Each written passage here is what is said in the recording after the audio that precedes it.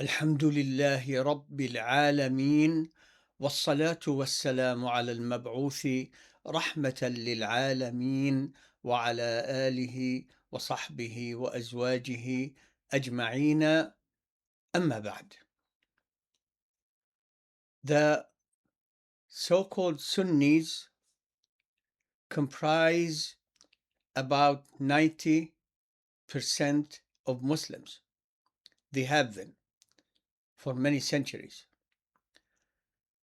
I'm not talking about the early era of Islam, because those generations, especially the first three generations in Islam, were strict followers of the Quran and Prophet Muhammad's Sunnah. I'm talking about the term Sunnis of later generations. So they comprise about 90% of Muslims. Muslims today are even a simple majority to a large majority of the population of more than 50 countries in the world. You have the Arab countries, you have many Muslim countries, and in all of these areas, with the exceptions, the Sunnis are the majority. Iran, they have about 30% Sunnis, about 30 million. They also have the Shia, the majority, and other groups and sects and religions, but mainly Shia, then the Sunnis. Same thing in Iraq. Lebanon has many sects. The largest religion in Lebanon is the Shia religion. Then I think the Sunnis, they have Christians and other religions. Syria, the Alawis comprise about 5 to 8% of the population. Most of the population are Sunni. Yemen, they have a majority of Sunnis, but with large segments of Shia, Zaydis. Within the Zaydis, you have the Houthis, who have become Ja'faris, not Zaydis anymore. So I'm just talking in general terms. You have also Azerbaijan, majority Shia, and some other areas where the Shia and Sunnis are almost equal. However, the total percentages are close to 90% Sunnis, a little less, a little more, and the rest mainly Shia, and then other sects and groups. So these are the Sunnis I'm going to talk about today, and they are having a fix, as they say, cornered, caught between Israel, Iran, the United States, their own rulers, and the commoners. Let's talk. Israel. Israel is a strange entity. As we mentioned before, and now even some fanatical Christians like Tucker Carlson and others are calling for testing the DNA of those who claim to be Israelites, because it's not possible. The years 70, 71 AD, the Romans, at the time they were pagans, idol worshippers, they expelled the Jews from Palestine. They never lived in Palestine. They never had any contacts, ownership, of any kind in Palestine until the early 1900s. So about 18 centuries between and between. The Zionists in the middle, let's say the middle 19th century, started the movement that ended up uh, invading Palestine, and we have the situation we have today. Uh, Early 1900s, the Jews started coming and coming and coming, and it is very important that we understand the history. Now about Israel.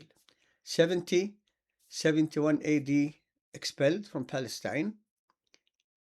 For about 18 centuries, they did not have anything to do with Palestine, period. It wasn't even the original plan for the Jews throughout history. They wanted to go back, but it wasn't like that's it until the Zionists came with their plan, and they started invading Palestine little by little, helped by the West, especially the Brits, and then other Western countries and Eastern countries. The Christians of Europe and the Americas uh, are the main supporter, have been, will always be the main supporter of the Jews. So we said it's a strange entity because today we have millions of people living there or in Europe or here in America claiming to be Israelites, and that they are the ones who are entitled to Palestine according to what the Jews wrote in the Old Testament, that God gave this land actually from the Euphrates to the Nile, what people call today the Middle East, thanks to the Brits who gave up Palestine that they never owned to the Jews who never owned it. Anyway, and started this whole disaster supported by Europe and then America. So this is the promise that they keep mentioning, that God gave them what's between the Euphrates and the Nile forever. Read history, you will find out that this is a lie. God would never promise forever about anything minus 18 centuries unless he mentions minus 18 centuries. So they say the seed of Abraham, prove it. DNA, prove it. I've been saying this for decades. Lately, Tucker Carlson has been calling for the same. You say you're entitled, so let's check your DNA. The Jews did, but they're hiding the results because they found out that maybe more than a half of the Jews today, they're not Israelites. So they're not entitled to anything. So the Jews and the West has been giving them weapons, money, men, intelligence, support, anything else. Whatever the Jews wanted, they have been given them. And they are the main reason behind the Jews committing all these holocausts. Not one, holocausts against the Palestinians. Look at Gaza. Gaza, thanks to Hamas and its leadership, most of the people of Gaza, they have no weapons. They never had no weapons. They were not prepared for what happened October 7, 9/11, October 7, 10/07. They were not prepared. They did not tell them, well, save some food, some money. They don't have money. Food, some food, water, medicine, anything. No, it's just a surprise to the people of Gaza. And the Jews took the opportunity. They've been waiting for that. 100,000 killed in Gaza alone, thousands killed in the West Bank. I belong to the West Bank. I'm a Muslim from Palestine. I am a Muslim from Palestine, the West Bank, the city of Jenin, and the Jews have been killing us for over 100 years. It's not something that happened October 7. And if you want good news, really read history. Don't listen to the media in the West because they are criminals. They have been pushing and cheering for any attack on Islam and Muslims for a long time. What do you expect from the Jews controlling the media? Liberal media, independent media, and of course the conservative media. It's just names, there's no difference really. The same kind of wickedness, different talking points, that's all. So the state of Israel is a creation of the West. And you want the truth, read the history. It's not something new. Today, compared to the weak, divided Arab countries, always in fighting with each other, literally backward in science, technology, military power, industry. So the Jews appear to be a superpower, except that a superpower fighting a population in Gaza that doesn't have weapons to defend themselves. 2 weeks they run out of bombs to kill children, so they rush to the West, especially here to America. More, and then more. And then we're going to come later for more, and many other mores. So that's Israel. And if you look at the map, Palestine is very small, really, compared to Iran, Egypt, the Gulf area, even Iraq, even Jordan. Yet they seem to be a superpower compared to these people, but they are not. I know the Arabs tend to say superpower. It isn't. It is just the West is like a huge store, like Walmart's we have here, huge store. And the Jews are a little shack outside or a little inside this biggest supermarket in the world. And that shack, they get for free from the rest of the store what they want. It's not a superpower. It's that the Sunnis, especially the Arabs, are super weak. That's why they appear to be superpower. So that's Israel. Iran. What can I say? I can say Iran, the Mullahs. For 47 years, they have been engaged in that revolution. If you read for Khomeini, and if you follow their news and practices and actions since then, the whole thing is about the Shia religion. They want to push their religion on the so-called Sunnis through violence. They started with the Muslims in Iran, Persian Muslims, Turkish Muslims, Arab Muslims. About 30 million of them. It's not a small population, maybe more, because who's counting there? The mullahs are counting, so they're not going to say the exact number of the Sunnis there. So they started with them, they devastated them. And they devastated Iran economically. It's not that they didn't build buildings here and roads and things. No, they did. But the money was kept for the mullahs and for their plan, the Revolutionary Guards, their plan to promote Shia through violence.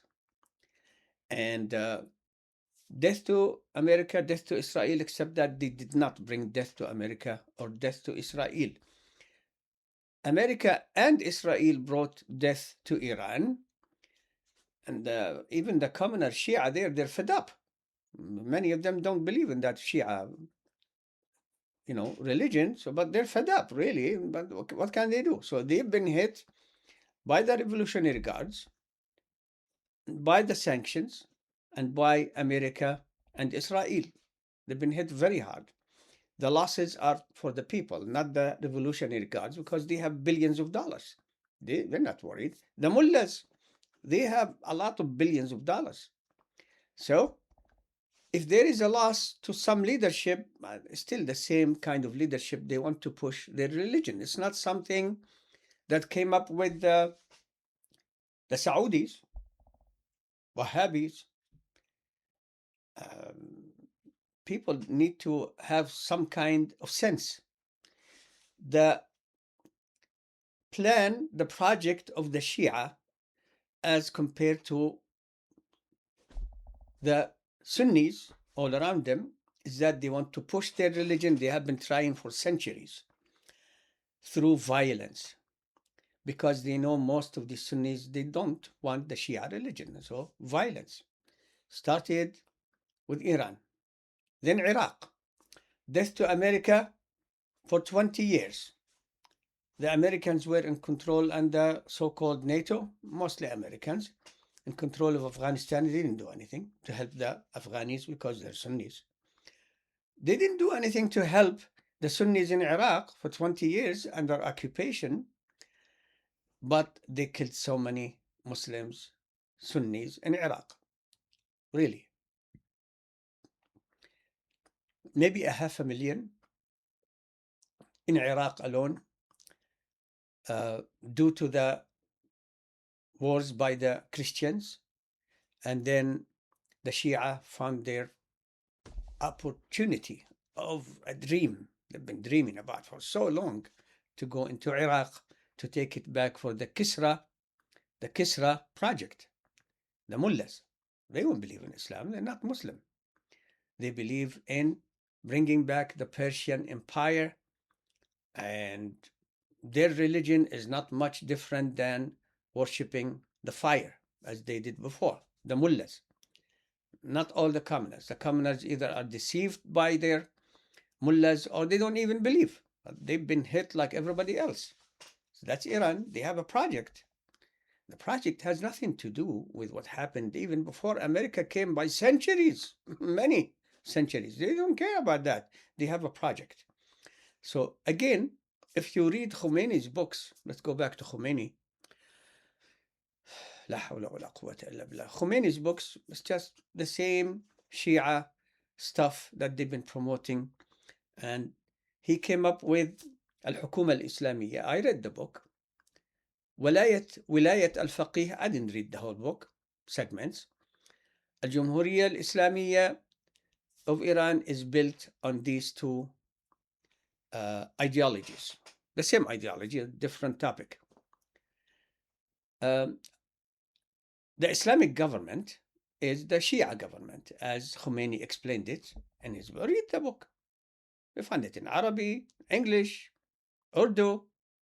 Not sure if they did Chinese also. Wilayat al-Faqih is that who should lead al-Hukuma al-Islamiyya? Al-Faqih. Who is al-Faqih? According to the Constitution of Islamic Republic of Iran, as Trump likes to keep repeating, Islamic Republic of Iran, because he hates Islam and he wants to demean Islam all the time, while the Muslims and Arabs are dancing for him, giving him all kinds of stuff. So, the Islamic Republic of Iran has to be led by al-Faqih, who has to be a Shia, Ja'fari, Ithna Ashari, Imami. Read the Constitution. Yeah, Muslims, read the Constitution. So this is about Iran. So this is their project, and they killed hundreds of thousands of Muslims in Syria. And Khamenei, the damn criminal, the damn mal'oon criminal, mujrim, mal'oon, an enemy of Islam. He doesn't believe in Quran or Sunnah or Prophet or his wives or anything. But the Sunnis, with little understanding of, I'm not going to go there. they are emotionally attached to Israel. Israel. Really, how? What did they do for Israel? No. What did they do against Israel? For Gaza? All these missiles that are coming from everywhere, raining. How come it wasn't started day one after Gaza was attacked by the Jews and the slaughter began? They didn't do that. It's not about Palestine. It's just for the emotionally unfulfilled Sunnis who Palestine. Okay, now what? Anyway, so what's the plan for Khamenei that Khomeini couldn't do? Because he admitted defeat, he ended the war with Iraq, is to build back the Persian Empire. From the borders of Afghanistan, that's the dream, all the way to the Mediterranean. And they almost had it. They did it in Iran. Iraq killed hundreds of thousands of Muslims. Syria maybe killed up to 1 million Muslims in Syria, with about 10 million expelled of Sunnis, Muslims from Syria. Lebanon under control of Hezbollah. And in each of these areas, the economy is wiped out because the mullahs are not interested in economy. They're interested in collecting the money and fortifying themselves so that the population can never rise against them because they will kill them. They did that. Tens of thousands of people were killed in demonstrations. Khamenei, before he went to Allah, and the believers did not cry for him going back to Allah, before he went back to Allah, he made sure to kill so many thousands of his own people who demonstrate this tyranny that is built on power, force, money, and ideology. See, this is what Trump and the people who pushed him to attack Iran, they can never understand. Those Western people, they just attack and kill, then find out, hey, who's shooting at whom? And why are people with us and against us at the same time?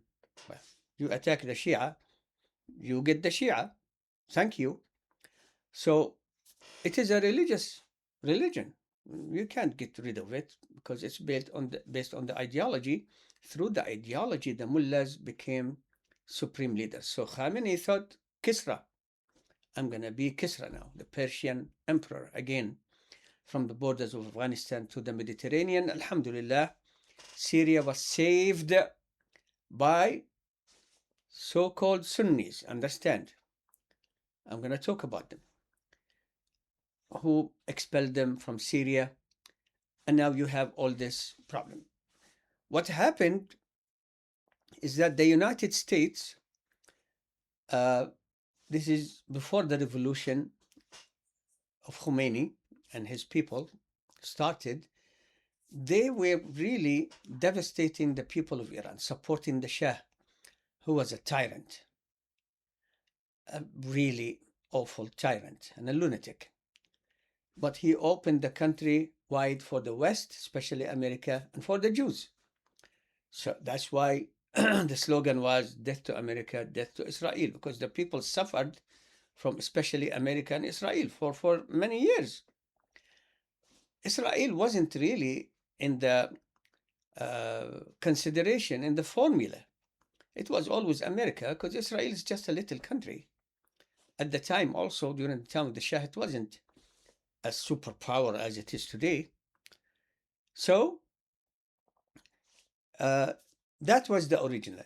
America wanted back to control Iran, and the Shia didn't want them. And then, if you read the history of what happened after the revolution, you have 8 years of war with Iraq, instigated by the West, supported by the West and the Gulf countries, ended up in defeat for Iran, but actually Saddam, when he went into Kuwait, he destroyed also Iraq, was given to the Shia, and we have this extreme problem that the Sunnis have from the borders of Afghanistan to the borders of Syria and then Lebanon. Yemen, the Houthis took over North Yemen by force. These are murderers, qatils. I mean, they live on Qat, it seems. They have nothing else to do. Now they're threatening Bab al-Mandab. So Iran, they have a project. It has nothing to do with Al Jazeera or the Wahhabis or whatever. You go to history and read about two names. Uthmanis, Ottoman. They say Ottoman. Ottoman what? Uthmanis and the Safavis. They say Safavids. What's Safavids? It's Safawi. And how every time the Uthmanis wanted to expand in Europe, the Iranian Safawi regime, extreme Shia like today, hit them in the back. And then the Uthmanis had to bring soldiers back to face the Safawis. Read it. For the sake of Allah, read. اقرأ. So Iran has a project, and this project has not really been in contradiction to the existence of Israel. It never was. It's just a slogan. They didn't do anything against Israel. They retaliate, yes. But to attack, they didn't even help the Palestinians in Gaza, but they were talking about Arab rulers, you know, the cowards. Really? And you're courageous? Yeah, we've had it up to here with those slogans on both sides. In any case, the agreement that Obama and Kerry made with Israel about inspection for the nuclear activities of Iran and being subject to inspections, it worked maybe 50% of the time, because they kept hiding, telling them, you can't come here, come back later. They move things. You know, the Iranians are far more expert at deceiving and cheating than Trump and Bush and Obama ever thought. They thought themselves, I'm the smartest guy. That agreement, by the way, wasn't good for the Muslims, because they allowed, even though on paper about missile technology, they allowed Iran to flourish and have all these missiles that they have today. This is something that liberal media and the progressives wouldn't mention. They kept saying Obama's deal, Obama. Really? Where did all these missiles come from? Really? So America did not really have a major problem with regards to Israel being against or for or in the middle of the Islamic Republic of Iran. It's always economic for them. Want to go back to that huge market and to do to the people there what they did before: grift, theft, and no advancement. And they realized that the military of the Shia in Iran and now Iraq is all about advancing their project against the Sunnis. They have no problem with that. Obama thought of the Sunnis as being leeches, the Gulf area. Leeches. Yeah, I thought the leech sucks blood. It's the other way around. It's America through the threat of, hey, Iran. Yeah, we're hitting Iran. They have all these missiles. Where did they come from? You know, that agreement. And they still have so many missiles.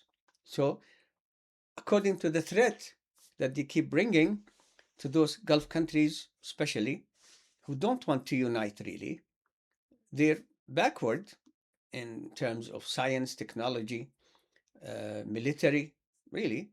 They're not united with the threat of Iran. We put bases here, we suck money from you, and you buy our weapons, more money. So who's the leech? America is the leech. Trump came, and I don't believe that the only thing that led him to attack Iran is uh, the Jews. They're not that smart, the Jews, as people think. But there is the biggest company in the world, literally, the US military. $1.5 trillion. They want $1.5 trillion for 1 year as a budget for the military. What are you going to do with it? Unbelievable numbers. They don't have $1 trillion actually in cash. So the Americans have always had economic project for other countries, especially the Gulf area, the oil. They have a religious project because, for example, who led all the attacks on Islam and Muslims? The neocons. And the liberals in Congress always supported every war against Islam and Muslims, including that war criminal Biden. So they have that religious aspect, Christian, fake Christian. Even I don't think most Christians actually recognize these people as being Christian. But anyway, Christian, economic Christian, and dominance. They want to dominate. They want to control. Really. So Iran's project against the Sunni did not really bother the Americans, doesn't bother the Jews either. But the Jews started increasing in strength within the Arab area because of the weakness and the cowardice, of the Arab regimes that wouldn't do anything, even if it is good for them, for the long run. It's just about today. We'll talk about them. Well, you have patience, 33 minutes only. So Trump, the consideration for the wars is the military industrial complex, the biggest in the world. The oil companies, you have the insurance companies, you have the monopoly on medicine, you have what else?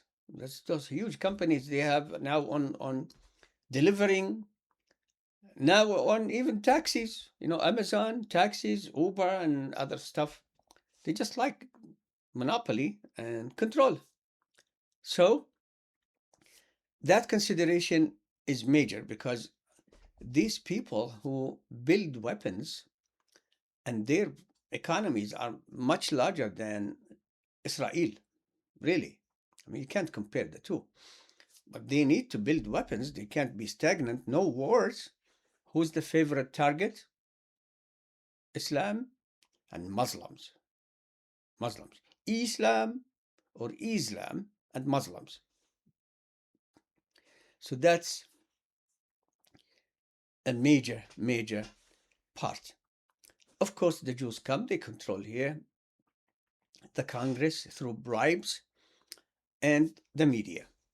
So these two came together along with the neocons that's still like Lindsey Graham, that homosexual, and Marco Polo Rubio, they're neocons. They're the ones who started all this war against Islam and Muslims when Al-Qaeda opened the door for them. See? Yes, it did. Don't tell me otherwise. It did. Al-Qaeda did open the door for them. So they're neocons. So they have the religious issues. There isn't one reason for these people to act. There isn't. And the fact that America lost maybe 50 to $70 billion in this little war against Iran, the fact means that those companies are going to make contracts for at least 50 to 70 billion dollars for new weapons paid for by American taxpayers. American taxpayers paying for everything. For the Jews, for their wars, for this, for the military, for this and that, for medicine, for just paying in all directions. Now for gas, and I don't know how many people will soon declare bankruptcy inside and out. They've been paying for everybody except for themselves and their families. Anyway, so this is about America, why it started against Iran. I'm not going to talk in more details because there is a video coming. Watch it.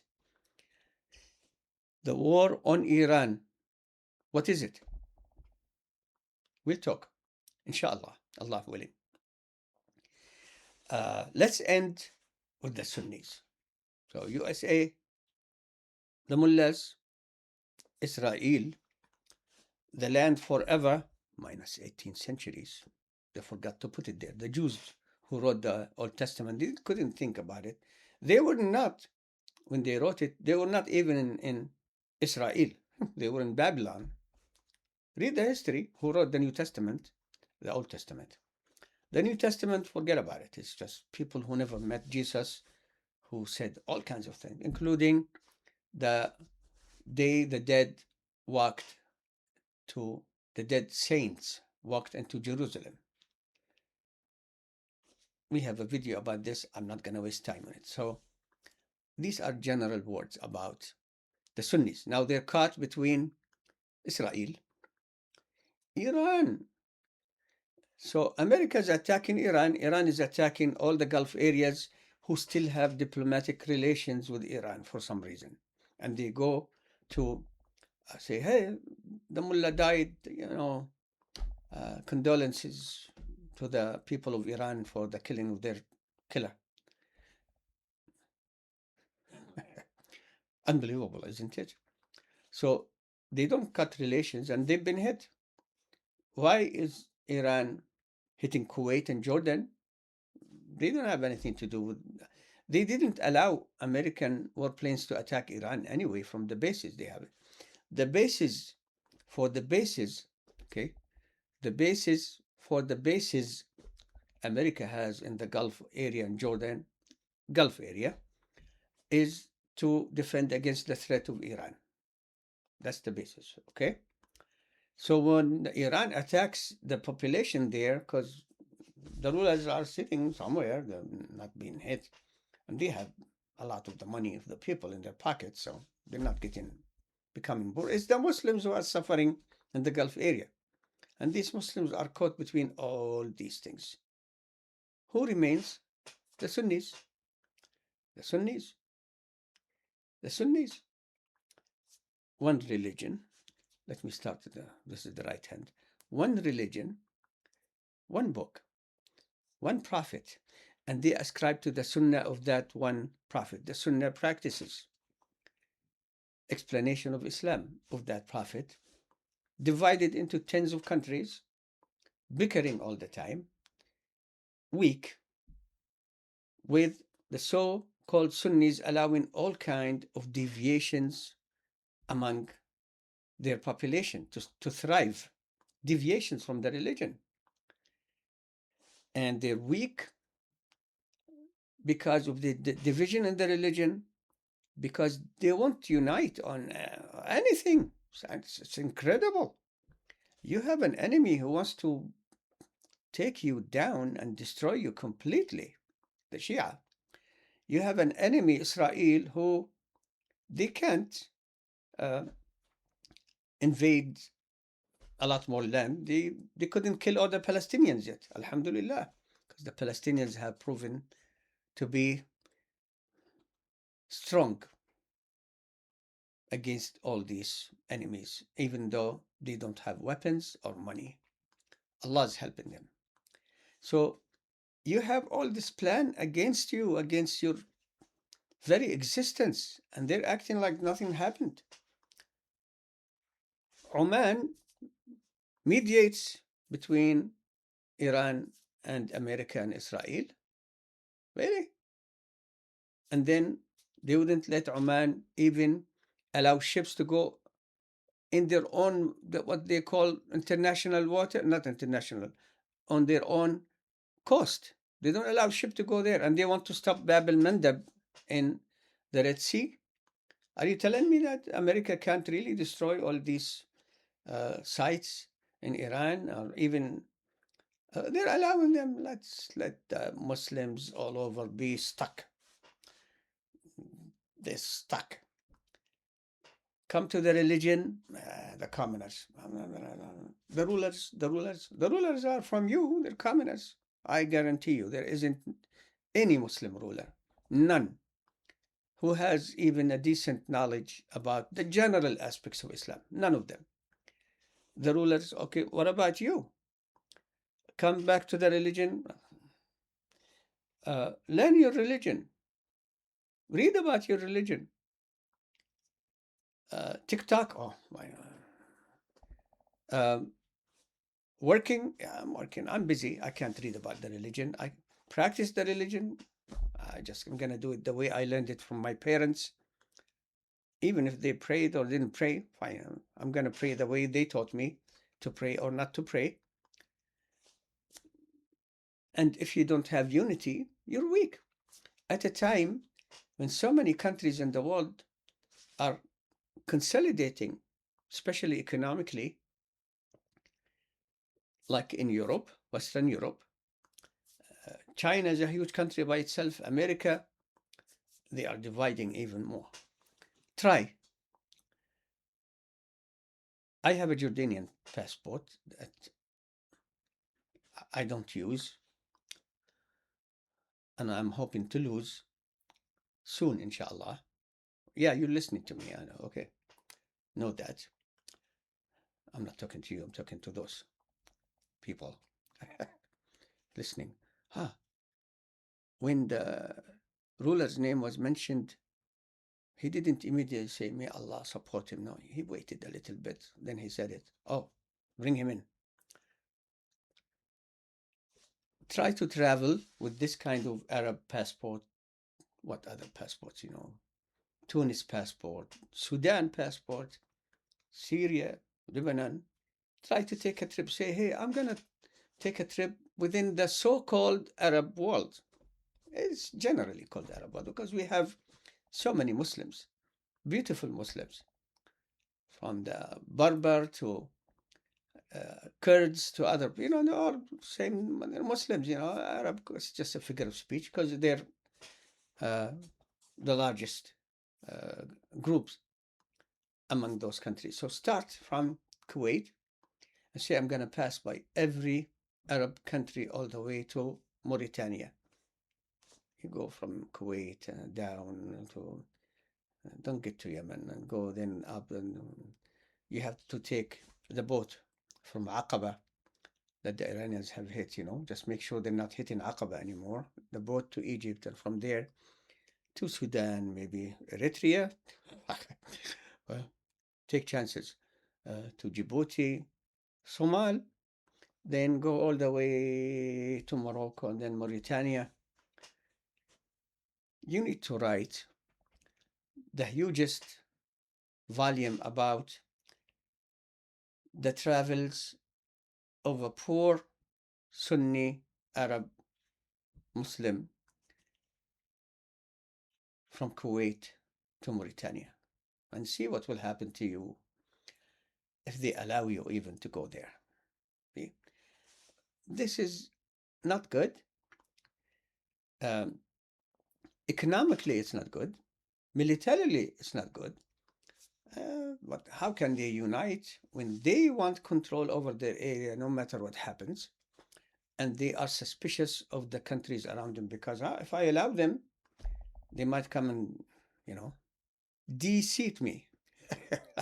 And then they become the ones. And the commoners, can you believe that this kind of commoners are in control of most masajid in America? In other areas too.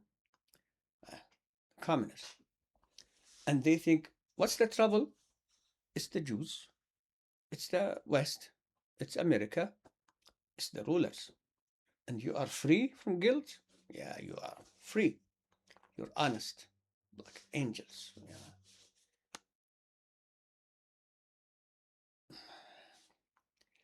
So the so-called Sunnis are caught between Israel, Mullahs of Iran and Iraq, Houthis, Hezbollah, America and the West,